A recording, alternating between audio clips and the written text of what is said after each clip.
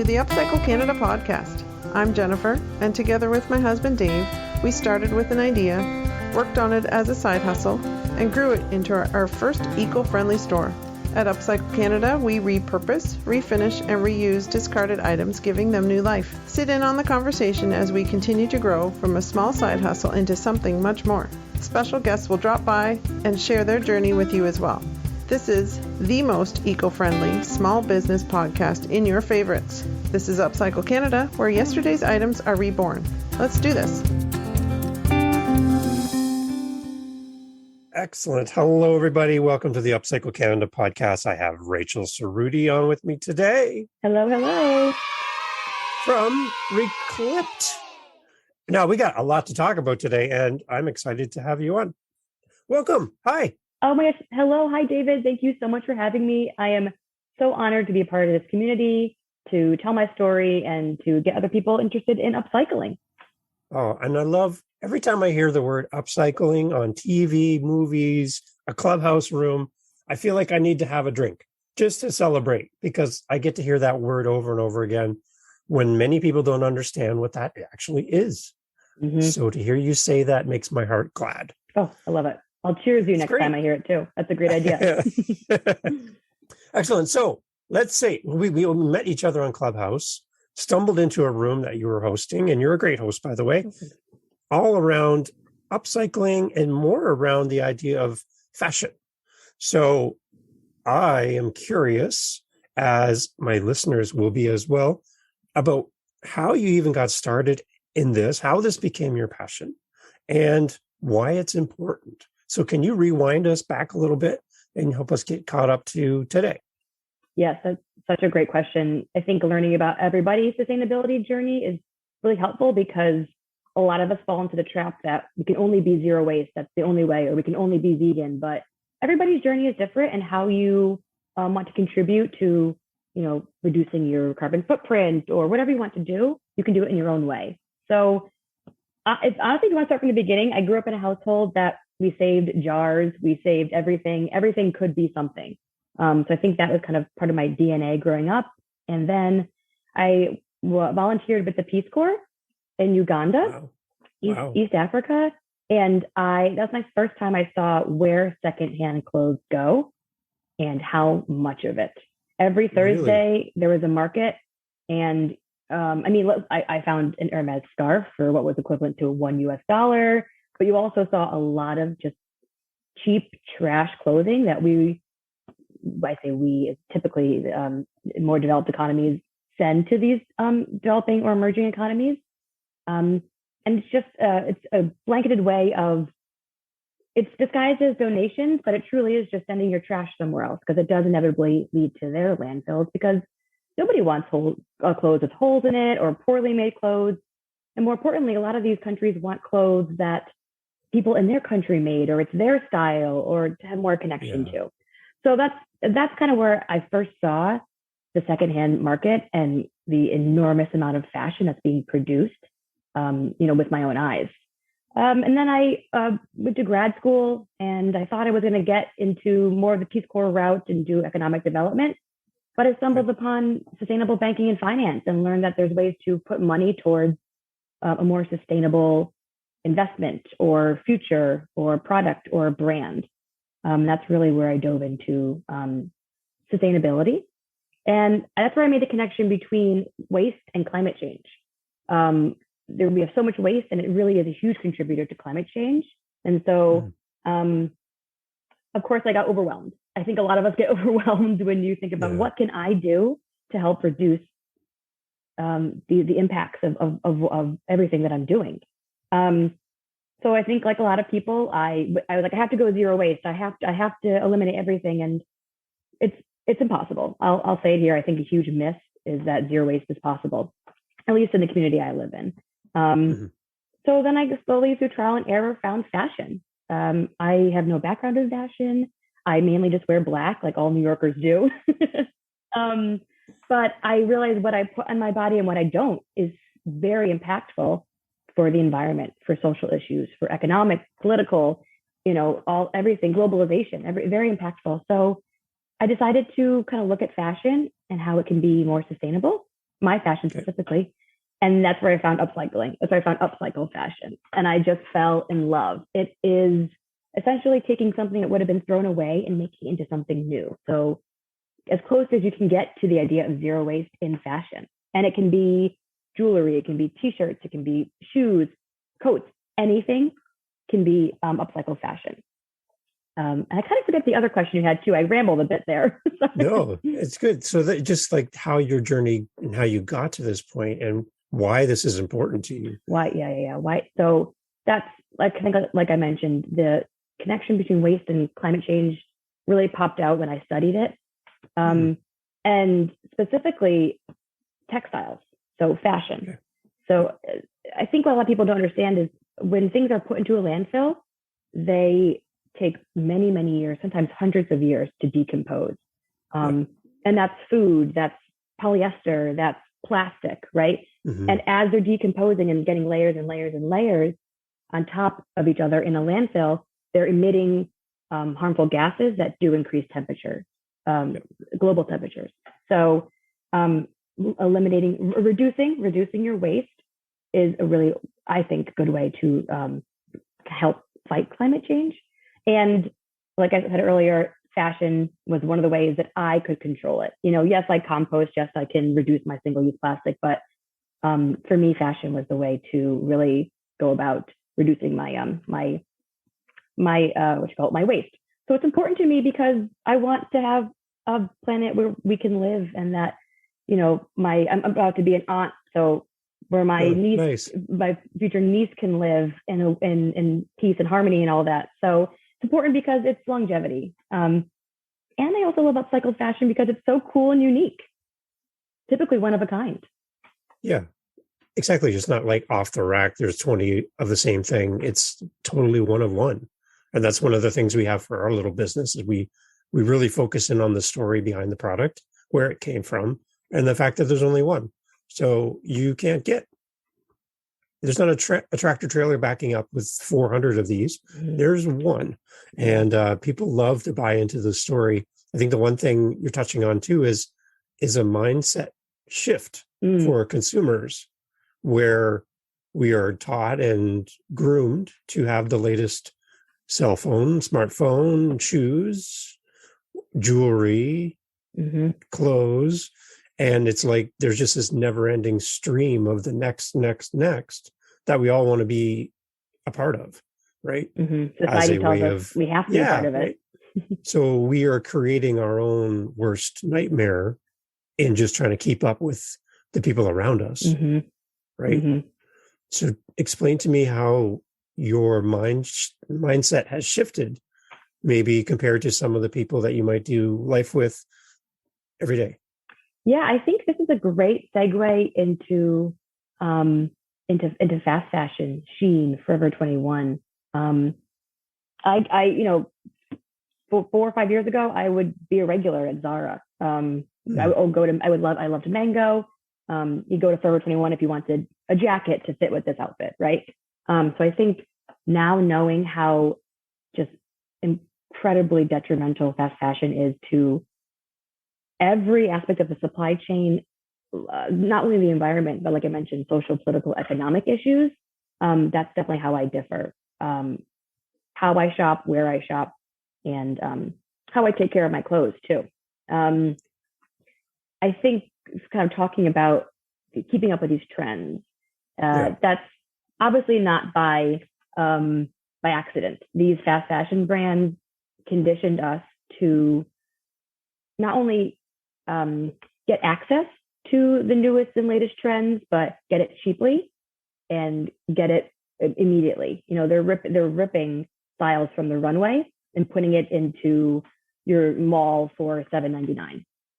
So consumers are used to it now, and it's really hard to unlearn and to rip yourself away from that. But I think my favorite example, if I can kind of explain this, is the idea of skinny jeans versus mom jeans. I'm not sure, David, if you're familiar with this. It's very targeted towards females and typically younger women, I should say 18 to 40. Okay. Yeah. So anyway, for 10 years, skinny jeans were the thing. Skinny jeans were selling like hotcakes. They looked good on everyone. They were super flattering. And then the fashion industry realized, okay, people are buying a few pairs of skinny jeans and then not buying any more jeans. So obviously their sales are not doing as well as they could. So they threw the black skinny jean. They threw us the ripped skinny jean. They threw up the white skinny jean. They threw us anything we could until finally we had all the skinny jeans that we needed and we weren't buying denim. So that means no sales. That means, nothing good to report to investors and shareholders. So as of late, so then obviously right before the pandemic, denim was plateauing. And they tried to make flared jeans a thing. We weren't buying it. We loved our skinny jeans. So then the pandemic hit and we all just wore sweatpants. And so as you can imagine, here's denim. Pandemic, we're not buttoning pants while we're sitting around. Are you serious? What do you think I am? So, as people started emerging out of their homes during the pandemic, they threw mom jeans at us, which is a looser, more relaxed, higher waisted jean. And they targeted it towards millennials. Or no. What's the younger one? Gen Z? Like, I think they're the younger, the kids in the middle school, high school, college, because that's the next generation of denim buyers. So they kind of told everyone, these mom jeans are cool.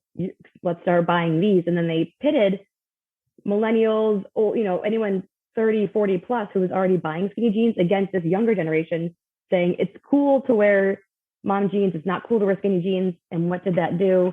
Made us buy more jeans. So following these, that's a really long-winded way of following these trends. We do it to ourselves, and they're smart. Their marketing is great, and they know how to get us to buy more stuff by, unfortunately, pitting us against each other now with generationally. That's right. So is there an actual definition in your mind to what fast fashion is, if you could define it? Yeah, I was actually thinking about this question, how I wanted to define it. The way I would define it is a brand that is creating cheap, and cheap meaning the labor is inexpensive and the materials are inexpensive, cheap fashion at very fast rates, having about 52 seasons a year. So every week there's something new in their store. Okay. So I'm looking at it too, like if you go to, we won't mention their name, but the largest retailer in the world, and you shop their clothing section, you see clothes that are not meant to last for a long period of time. Correct. They quickly will wear out, come apart, fall apart, and they're not meant to last like our grandmothers would make our clothes that would last us. All kids, every generation would wear the same clothes, and you kept recycling within your family. These clothes last you maybe one season and you're done with them. And it just seems like you're on a continual hamster wheel of buying the next thing, right? And you're not keeping it for long term. You don't have a long-term commitment to this. It's like you're dating your clothes, I guess. The average piece of clothing in the US is worn 6 times. Okay, wait a minute. 6 times. At first, when you think about it, it's unbelievable. And also, 20% of clothes are never worn. It's estimated 20%. They either stay in someone's closet with tags on, or they're just not sold at the store. Wow. Yeah, I have I've been saying these facts for years now, and I still get goosebumps. We are not wearing our clothes, and we're not wearing them often enough. And let me clarify too. I keep saying we as a consumer, and we're just in the system, right? It's not our fault. It's like you mentioned, clothes are made cheaply. They probably rip after the first, second, third wear. We have to keep up with the trend. So what was popular 2 months ago is no longer popular. So we truly are, like I said, we're on a hamster wheel, and it's not our fault. We can do our best, but it's by design.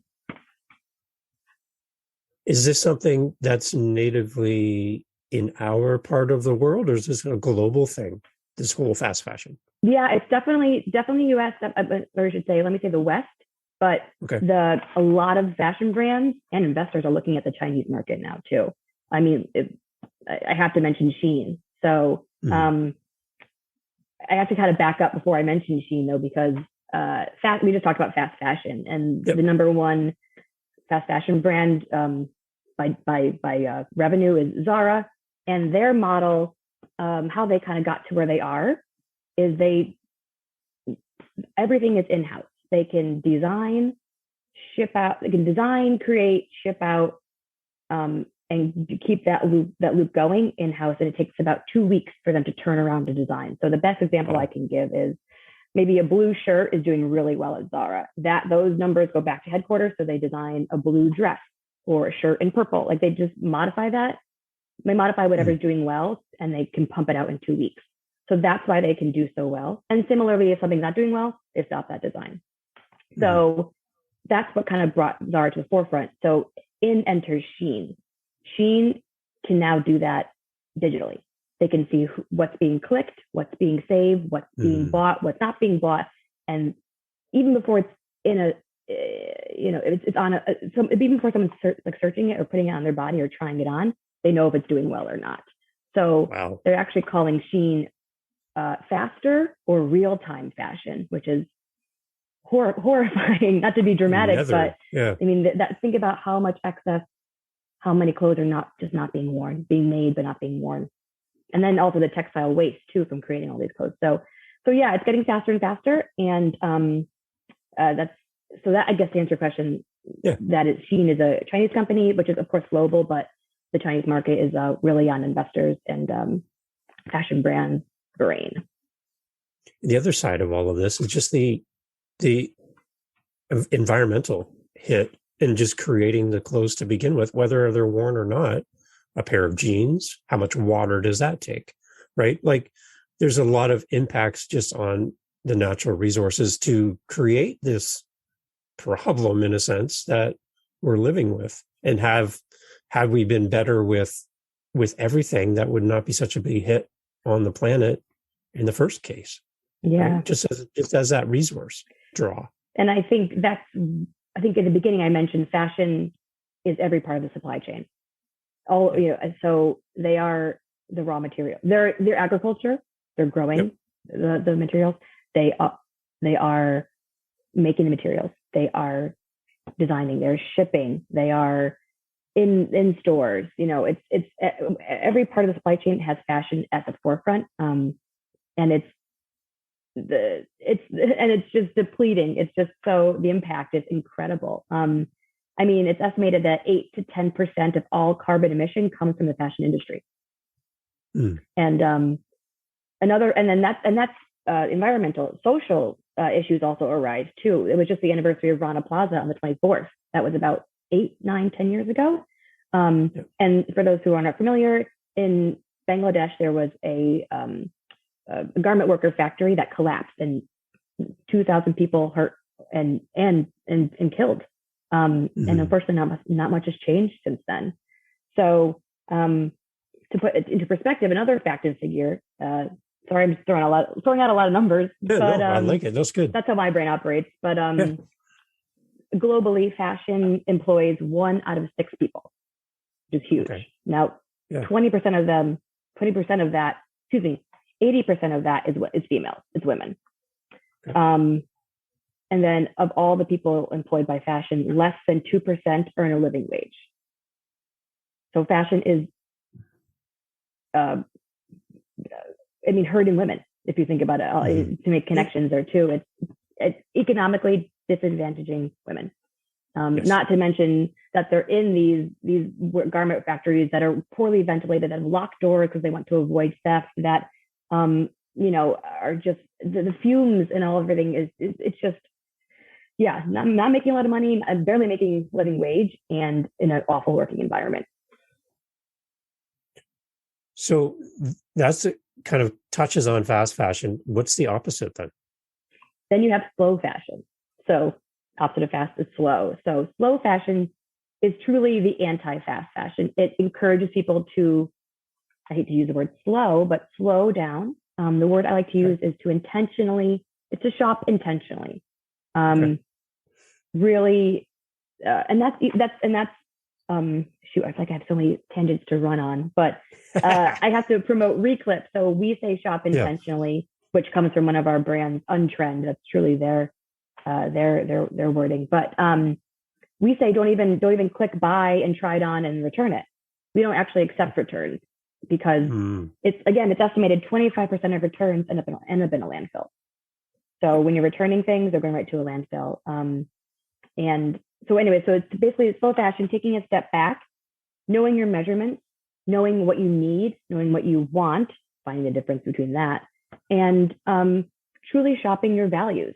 If your values are a good material, then you're shopping and you're trying to find a good material that will last a long time. If your values are limiting your carbon emissions, you're probably upcycling, you're probably thrifting. So shopping your values, slowing down your purchasing speed. So I remember seeing a documentary on the returns that go to again, we won't name them again, you don't get free advertising, but you can shop online and you can have things delivered to your door within a day or two. I think you kind of know who I'm chatting about, but familiar. I would hear people who would buy 4 different colors of the same garment to see which one they like best, and they would just return the other 3. And because there's free returns. That's a great idea. I like the idea of free returns. Nice. But when you find out what happens to the returns, when they are come back to the source where they came from, and the fact that they are probably not even resold, they're just discarded, and they've again never been worn. True. Right? Never been purchased. Yeah, it's cheaper. And now waste. Yeah, no, right? Yeah, it is cheaper. Exactly. It's cheaper to throw it out than to restock it. Restocking requires paying someone, requires probably some software, requires shipping things around, and it's just easier to toss it, easier and cheaper. So Rachel, where in the process is the error being made as the company offering this, as the consumer taking advantage of it for both? Like, how we talked about mindset, I want it now. I want my options. I want to try it on. I'm not going to the mall anymore. I'm going to shop online from my iPhone. So I'm in control. My money's talking. This is how I want to be a consumer, and companies are adjusting to that. So where does the onus lie in this whole process? Oh my gosh, the $1 million question, right? In my opinion, I say a large majority is on the brand, the corporations, the companies. Okay. Kind of similar to our what we were talking about, returns. We as consumers are just used to free returns. We just got used to it, and so you can't really blame us for wanting to save a buck and wanting to try on what color looks best. And especially with the pandemic, we didn't have changing rooms. We had our living rooms in a mirror, so we just got used to buying 3 of something. So let me start. I think it's corporations. I mean, the second richest person, of course, according to Forbes, owns Zara. So they're making money, and their goal is to make money. They want to make their shareholders money, yada, yada, yada. Yeah. However, I do strongly believe in the fact that we live in an age where everything is accessible. We can find out what brands are, what they're spending their money on, who's on their board, where their suppliers are, how they're treating their garment workers, how they're treating their retail associates too, right? So I do think it is on the consumer in the way of we should be more curious.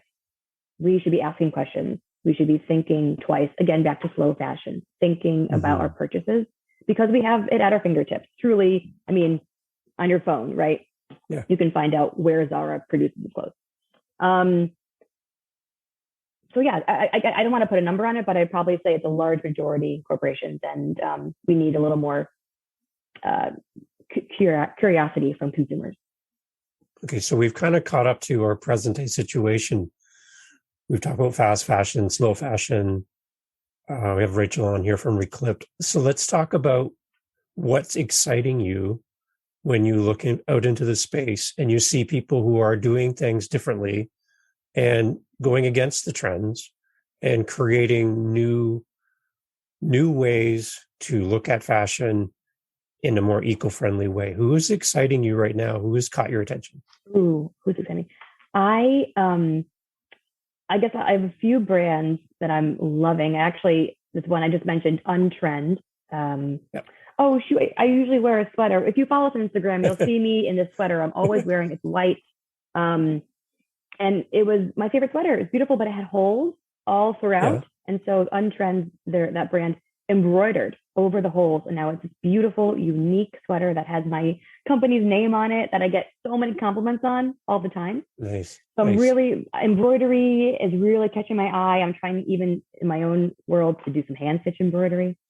I'm really, really into upcycled denim too. I think there's a lot happening in that space. Just off the top of my head, people are kind of patchworking denim. People are bleaching denim. People are painting denim. So there's a lot in denim right now. But I also don't want to. I surprised myself. Thought I was kind of in this world of upcycling, and just recently I discovered the reach of upcycled jewelry too. I have one designer on Reclypt that, she has a necklace made from old chandelier parts. How cool is that? I mean, oh my gosh. So, I think the emergence of accessories is pretty exciting in upcycled fashion too. That's exciting. We have a vendor in our store that's from Quebec, and she does it based on guitar, piano, and violin strings. Oh, yeah. Making jewelry out of that. And it's just so unique and exciting to see somebody who can be that creative with something that really is waste that has no other purpose. What else can you do with this stuff, right? Yeah. And it's nice to see people who find a gap and jump in and fill that. That's exciting. And that's the idea behind the podcast too, is just to shine a light on people who are not just talking about it, but actually doing something about this.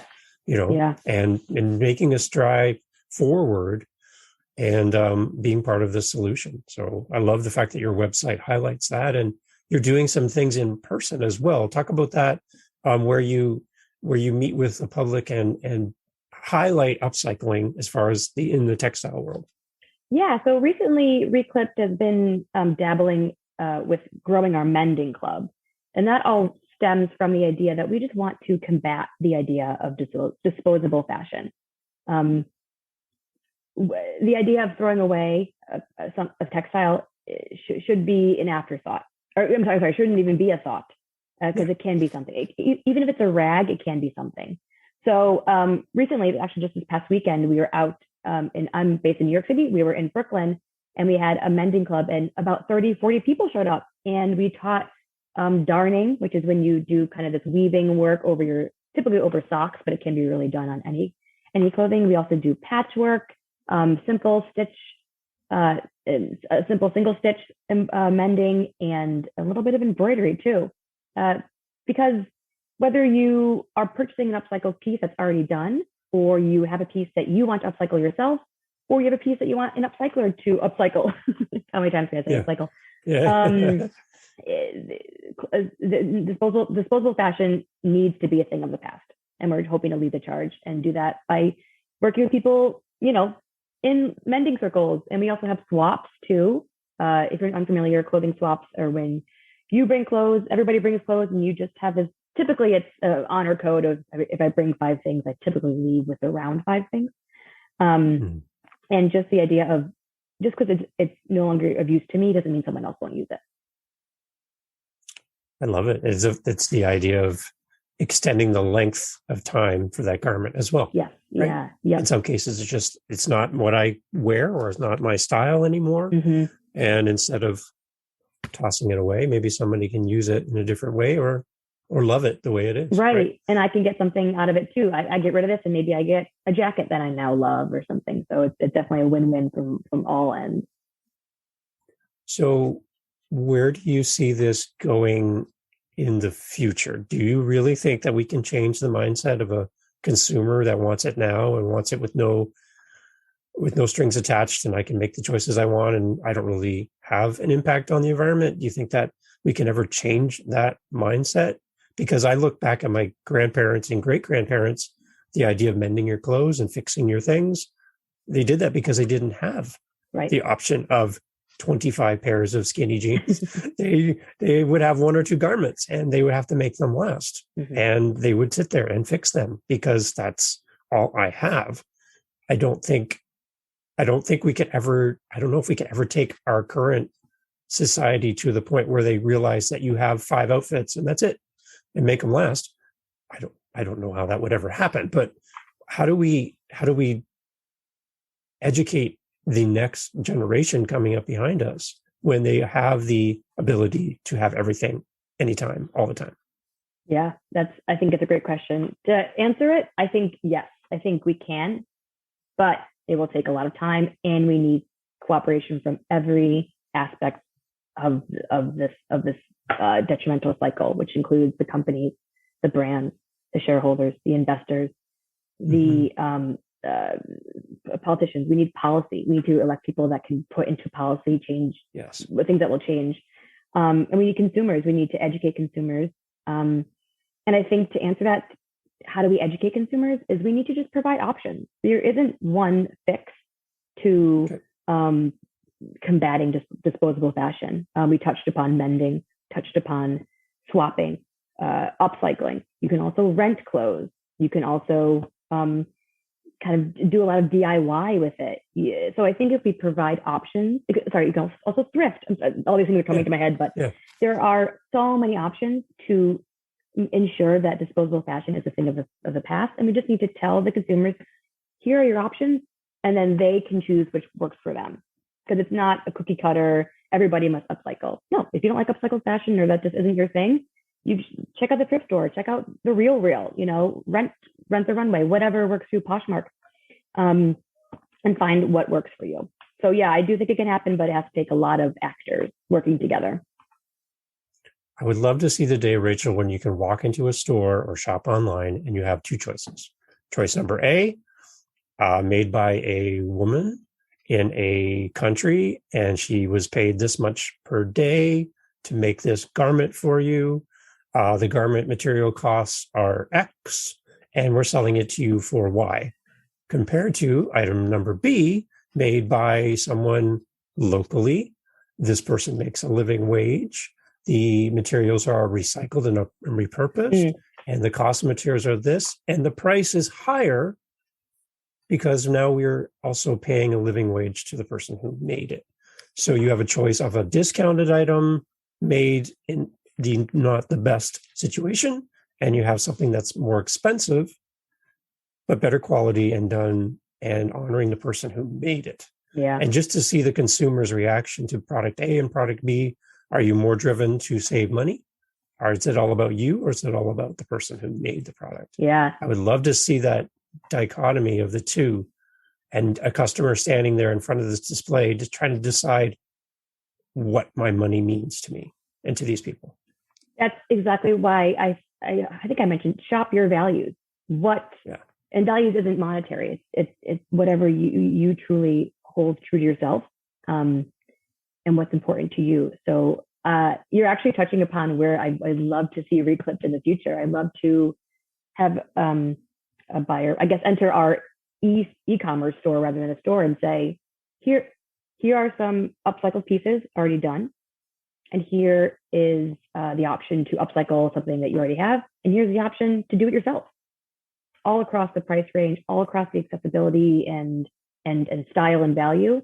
And again, like I said, giving them an option. And I don't think we're close to that, to be honest, but I think it's in the future. I mean, it has to be in the future. We're going to be just drowning in textiles, if not something else, if we don't cut this out and change our ways. So we talked about Reclypt being a global thing for you, a global focus, not just geographically to where you're located. So if people are listening to this, we're in, at this point, 50 countries, which we're really happy about. Yay. They're listening to this and they want to connect with you. They do upcycled, repurposed textiles, different things, and they want to get in your world. Maybe they want to speak to you, or they want to somehow get connected with your website. What is the best way for people to be in touch with you, to build a relationship with you? I think number one is our Instagram. We really try to engage and educate and promote on Instagram. So that's just at Reclypt, which is RECLYPT. There's also the website, same thing, www.reclypt.com is where you can shop and read the blog. And And there you can also sign up for our newsletter. We send out, the newest featured designer, or we send out, where you can find Reclypt this weekend, or, the latest mending technique we want to teach. So I would definitely start with the Instagram. And also, can I just talk about why I called it Reclypt too? Because I would love maybe to help hear people this. remember how to spell it. First of all, trademarking is the worst. I had so many ideas for names, and then this and that. And finally, I love eucalyptus, the eucalyptus plant. So I took the clipped eucalyptus in there, and I just put re in front of it. So if that helps you remember Reclypt, eucalyptus, and it's also like like snip, snip, snip. Yeah. So you love eucalyptus, I take it. I love it. I love the smell. I grew up with my mom kind of putting it in our foyer. So yeah, if that helps people remember. Well, there you go. Now we have a personal attraction to your brand. This is great. I love hearing the story behind a brand. Yeah, I appreciate that. So what's coming up next? What's happening? What can we be excited, and what can we look forward to coming from Reclypt? I don't want to brag, but Reclypt we got big things coming. I just got off a call yesterday with the community ops coordinator, and I texted her after. I said, my mind is buzzing with ideas. But enough cliffhangers. We really want to open up the mending and DIY and simple stitches and upcycle at home, if you will, options, which can then open the door for upcycle designers and purchasing upcycle fashion, getting their work out there. But yeah, we have a mending club. If you're in New York City, we have a mending club in May. So again, follow our Instagram to find more information about that. We have one in June in Upper East Side. Again, more information if you stay in touch. And we are hoping to kind of open up if you're not in New York City, we hope to make mending accessible via videos and step by step and mending kits and all these great things. You can do it at home. You don't have to be in New York City or one of the cities that we're in. Excellent. So you get that DIY, do it yourself, DIY aspect. You can get the how to. Those are always big, right? On any search. How do I fix my rip in my clothes? How do I, right? Right. So those are really searchable items that people are definitely looking for. Mm-hmm. So if you can step in and fill that gap in this space, that's huge. Oh, thanks for saying that. Right? That's exactly what we're trying to do. So I appreciate you saying that. Yeah. Like we talk about search engine optimization, right? And people are going into Google and typing these things in. Mm-hmm. How do I blah, blah, blah. Yeah. And if you can fill that and answer that question, you will be the top result in drawing people into your world. That's great. Oh my God, I love it. It's so funny because I definitely have this mindset of I want to remain sustainable and I don't want to be one of these like big brands, but at the same time, if I'm helping people and I'm becoming bigger, then it's all good. So that makes me that I do grapple back and forth with. I don't want to go too big and get out of hand and be part of the problem, but I think if you're helping people and doing it consciously, that makes me feel better. So thank you. Thanks for saying that. It's excellent. So what can we leave off with today? What's your advice to people listening? How can they make a change with their shopping habits, with their mentality, their mindset? How can people make a change in their world after listening to this podcast? My number one piece of advice is give yourself grace. You're going to make mistakes. You're going to use single-use plastic and put it in the garbage. You might come across some H&M and wear it and love it, and that's fine. Yeah. But I think give yourself grace and know that it's a journey and know that it's always evolving. But know that you have to stick to, again, what your values are, what's important to you. So take some time. I'd say really map out what's important to you and how you can apply that to, fashion or your consumption in general and go from there. Everybody's journey is unique. So you can't judge others and don't judge yourself. Do the best you can. So can you, if you haven't yet, can you create a blog about this? Because I'd love to share this with people about how they can create what means something to them. That's right. As they're like a filter, as glasses, as a way to filter out all the noise. Like an online quiz or something. Something like these 5 steps will help you to be a better consumer and make better choices. I would love to share that kind of information. Okay. So you're reinforcing everything I want Reclypt to be. That's actually how I want to, as part of this change is we're updating the website too. And part of it is how to find your values, how to shop your values. Yeah. So just stay tuned. We're in the summer's going to be a big kind of growing and learning and turning phase. Yeah. But yeah, definitely stay tuned. I'd love to put out a blog post and let people find their values via Reclypt. So can I get one promise from you, Rachel? Yes, please. That you'll come back and update us on all this in the future? Oh my gosh, I'd be honored to. Absolutely honored. I cannot say how much I love your podcast, how much I love chatting with you and being a part of this community. So I'll update you. You might regret that, actually. I might update you too much.